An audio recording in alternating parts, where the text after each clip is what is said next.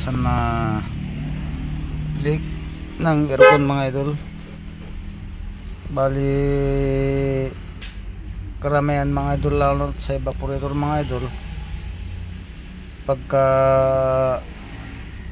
matagal na hindi nalinisan, nagkakaroon ng corrosion yan mga idol, kasi yung mga natatrap ng evaporator na dumi mga idol, mga alikabok, once nag-aircon kasi yan mga idol, magkakakuan yan, putik ng kalabasan yung mga kuan. Tapos yung aluminum niya mga idol, kakain na talaga ng corrosion. Saka yung iba naman mga idol, sa mga o-ring, rubber o-ring, ganyan mga idol, sa mga fittings, sa hose discharge din mga idol, yan ang madalas mga idol na nagkakaroon ng leak mga idol.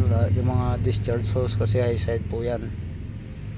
Tapos ang pan mga idol, pressure switch, bumibigay din yan mga idol. Sa bagay lahat namang linya mga idol, kahit mga tubo nga talaga mga idol, kinakaya din kasi ng ano yan, ng corrosion, o kaya tumatama sa ano mga idol, nagkikiskisan ganyan, nagbabibrate, ginagasgas ng chassis o ano mga idol, nagkikiskisan yun. Yan ang cause din ng ibang pagkaroon ng leak mga idol. Sa din, sa compressor mga idol, sa mga o-ring ganyan, o kaya sa shop seal mga idol.